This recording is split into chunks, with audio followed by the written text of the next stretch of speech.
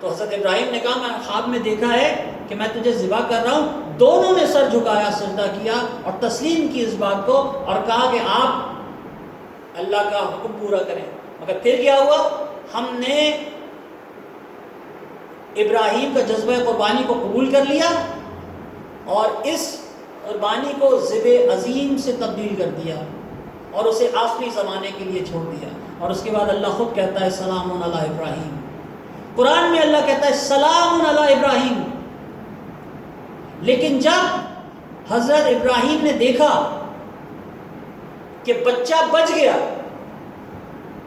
آپ کو معلوم ہے جب حضرت ابراہیم نے دیکھا کہ بچہ بچ گیا اور اس کی جگہ ایک دمبا ذبح ہو گیا، کوئی بھی دوسرا باپ ہوتا تو شکر کا سجدہ کرتا. شکر کا سجدہ بھی ہر جگہ افضل نہیں ہے. کوئی دوسرا باپ ہوتا شکر کا سجدہ کرتا. ابراہیم روتے روتے سجدے میں گر گئے، روتے روتے سجدے میں گرے اور اللہ سے سوال کیا کہ پروردگار مجھ سے کیا خطا ہوئی جو میری قربانی قبول نہ ہوئی؟ مجھ سے ایسی کیا خطا ہوئی کہ میری قربانی تو نے قبول نہ کی؟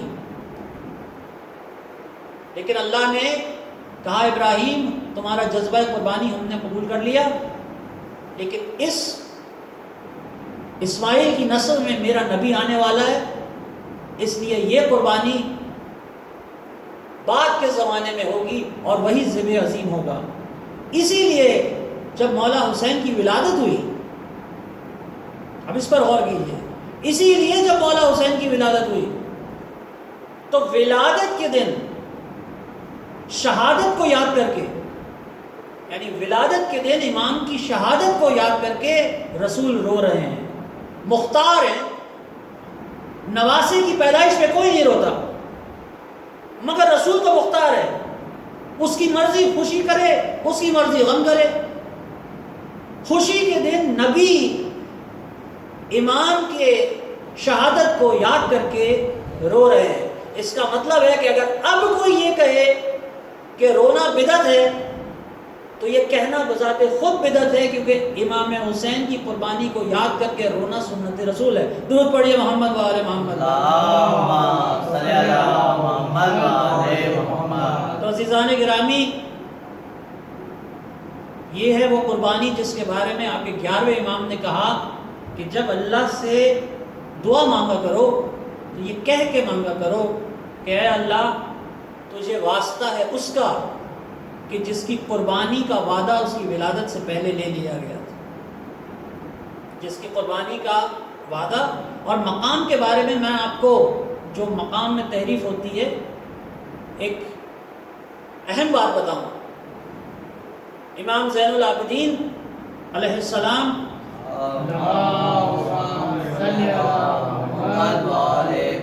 اپنے شاگردوں کو درس دے رہے ہیں، اپنے شاگردوں کو درس دے رہے ہیں.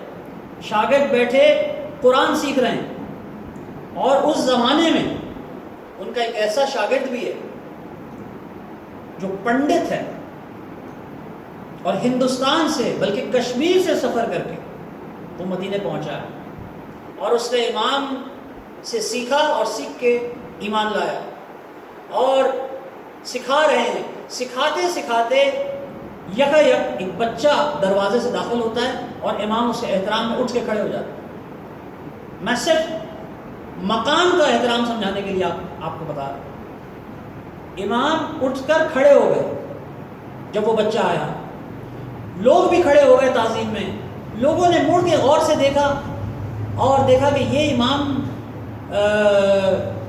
کے صاحبزادے باقر تو نہیں ہیں، امام محمد باقر تو یہ نہیں ہیں، ہم تو انہیں جانتے ہیں، ہم تو انہیں پہچانتے ہیں.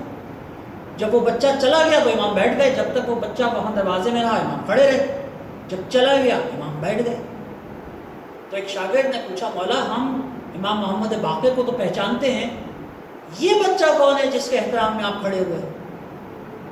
تو امام کہتے ہیں اسے بھی پہچان لو، یہ میرے چچا عباس کا بیٹا ہے. تو پوچھا گیا مولا آپ اس کے لیے کھڑے کیوں ہوئے؟ تو جواب میں کہا میرے چچا کا بڑا مقام ہے، میرے چچا میرے محسن ہیں، اور اگر ایک امام کے محسن ہے تو اس کا مطلب ہر امام کے محسن ہے، کیونکہ امام کا قول صرف ایک پر نہیں ہوتا۔ آپ کے 11ویں امام امام حسن عسکری علیہ السلام کا جب آخری وقت قریب تھا اور یہ بات طے کر لی گئی کہ آپ کو شہید کیا جائے گا، تو آپ نے اپنے خادم سے کہا سنو، میرے گھر جاؤ اور میری زوجہ سے کہنا کہ میرے بچے کو لے کر، نرجس خاتون بڑا ان کا مقام ہے، میرے بچے کو لے کر ایک بزرگ ہیں ان کے گھر چلی جائے، کہیں ایسا نہ ہو کہ حکومت فوج کشی کرے گھر کے اوپر۔ تو خادم نے پوچھا مولا اگر وہ مجھ سے پوچھیں کہ یہ گھر کس کا ہے تو میں کیا جواب دوں؟ تو مولا نے کہا ان کو کہہ دینا کہ یہ مولا عباس کے ایک بیٹے کا گھر ہے، یعنی جہاں جہاں امامت ہے وہاں وہاں نسل عباس اس کے ساتھ ہے، اس کی نصرت کرنا۔ اللہ خالق غیرت ہے، اللہ خالق غیرت ہے، امام محافظ غیرت ہوتا ہے، یعنی انسان کی غیرت کا جو محافظ ہے، اللہ چاہتا ہے کہ انسان میں غیرت ہو، اس غیرت کا محافظ امام ہوتا ہے۔ اور جتنی غیرت آپ نے چوتھے امام میں دیکھی، مولا عباس میں دیکھی، ان سب سے زیادہ غیرت ان غیرت مند اماموں کا امام وہ ہے جس کی ہم آج یاد منا رہے ہیں، کیونکہ یہ سارے غیرت مند اماموں کا امام ہے۔ آپ کے چھٹے امام کہتے ہیں کہ ہم امام مولا علی کے صدقے میں، ہماری امامت مولا علی کی امامت کا صدقہ ہے۔ اور اس غیرت مند امام کو، اس غیرت مند علی کو، اس کی اولاد کو جس انداز میں بازاروں میں اور درباروں میں پھرایا جاتا ہے، شہادت اس خاندان کی میراث ہے، لیکن آپ کے چوتھے امام یہی کہتے ہیں کہ بازاروں میں جانا اور درباروں میں جانا، دنیا ہمارے ساتھ انصاف نہیں کرتی، ہم سے پوچھتی رہتی ہے کہ ہم کیوں اتنا روتے ہیں، شہادت تو ہماری میراث ہے، مگر یہ بتاؤ کہ درباروں میں جانا اور بازاروں میں جانا، اس سے ہمارا کیا تعلق؟ یعنی دمشق کے بازاروں کا ماحول اتنا خراب ہو گیا تھا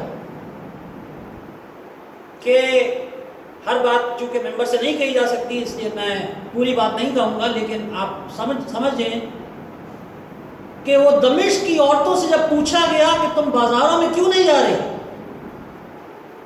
تو انہوں نے جواب دیا کہ بازار کا ماحول اتنا خراب ہے کہ ہم کیسے جائیں۔ اب آپ سوچ لیجئے ان بازاروں سے آپ کے امام کی اولاد کو گزار کر کس طرح لے جایا گیا ہوگا اور دربار تک کس طرح لے جایا گیا ہوگا، وہ تو مجھے نہیں پتا۔ مجھے صرف اتنا پتا ہے کہ بی بی زینب کبریٰ جب دربار پر پہنچی، دربار کے دروازے پر، تو زمین پہ بیٹھ گئی، اور جب زمین پر بیٹھ گئی اور اندر جانے سے انکار کیا تو امام زین العابدین قریب آتے ہیں اور قریب آ کے کہا کہ پھوپھی اماں کیا ہوا؟ اگر آپ دربار میں نہ گئی تو پھر امت کی شفاعت کیسے ہوگی؟ اس امت کا کیا ہوگا؟ آپ کو تو چلنا ہوگا، آپ کو تو صبر کرنا ہوگا۔ شاید بی بی کو وہ دن یاد آ رہا ہو جب مولا علی بی بی کو کوفے کا بازار دکھانے لے گئے اور بڑے پردے میں لے گئے اور بڑے شان سے لے گئے، مگر اس دن بھی بیوی نے ایک بات کہی تھی مولا علی سے اور کہا تھا بابا آپ مجھے یہ بازار کیوں دکھا رہے ہیں؟ کیا آپ جانتے نہیں مجھے بازار اچھے نہیں لگتے؟ کیا آپ جانتے نہیں مجھے بازار اچھے نہیں لگتے؟ یہ بازار وغیرہ بیٹیوں کو نہیں بیٹوں کو دکھانے کی جگہیں ہیں، آپ مجھے کیوں دکھا رہے ہیں؟ مولا علی کیا جواب دیتے کہ کیوں دکھا رہا ہوں؟